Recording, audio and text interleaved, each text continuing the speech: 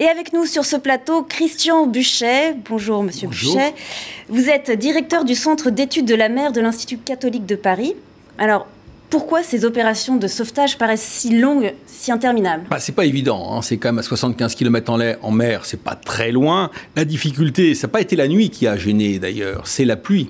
Il pleut, donc ça gêne les rotations d'hélicoptères. Une pluie qui, si elle avait été seule, aurait pu à la limite aller, sauf que c'est jumelé avec un vent de plus de 90 km/h. On en a eu il y a quelques jours en France, donc on voit ce que ça donne. Donc ça a été très difficile. Une partie des hélitrapatrouillages a été stoppée cette nuit. Ça a pu reprendre depuis à peu près 1h30. C'est pour ça qu'aujourd'hui, au moment où on se voit, on a à peu près une centaine de passagers encore bloqués. C'est très long. On a espéré procéder par remorquage, mais ça n'a pas pu se faire. Les élingues, c'est-à-dire les câbles, ont lâché à 2 reprises. Donc il faut imaginer les conditions terribles pour ces personnes qui sont là depuis 24 heures, qui sont détrempées pour être dehors sous la pluie, avec un vent à 90 km/h. Donc c'est vrai qu'il y a des cas d'hypothermie. Heureusement qu'il n'y a pas, semble-t-il, de personnes âgées, parce que même si aujourd'hui il y a des couvertures, parce que tout ça, ça a été amené par hélitreuillage, on est dans des conditions tout à fait difficiles. Alors, c'est pour ça que c'est difficile de remorquer ce navire ?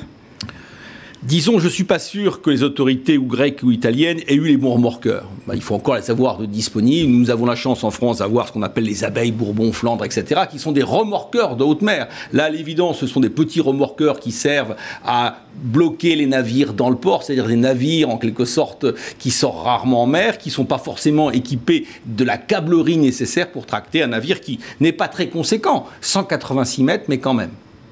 Alors, est-ce que cet incendie peut être d'origine criminelle, selon vous ? Écoutez, tout est possible. Les autorités italiennes viennent d'ouvrir une enquête criminelle, c'est l'appellation consacrée, c'est-à-dire qu'il ne faut rien retirer par définition. C'est possible, c'est pas évident non plus. Vous savez, ce sont des navires où vous avez une forte concentration électrique, beaucoup moins que dans un navire de guerre, mais quand même. Ce que l'on craint le plus en mer, c'est pas les échouages comme le Concordia, c'est un épiphénomène. Non, ce sont l'incendie. Ce qu'on craint le plus, c'est l'incendie, c'est ce qui est le plus fréquent. On sait lutter contre l'incendie. Remarquez, les conditions d'évacuation pour arriver sur le fond de pont se sont faites dans des conditions assez remarquables.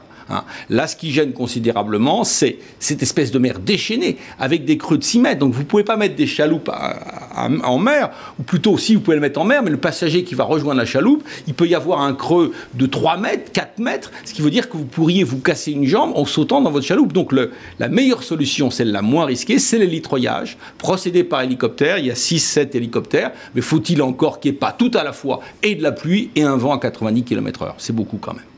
Merci beaucoup, Christian Buchet, pour toutes ces précieuses informations.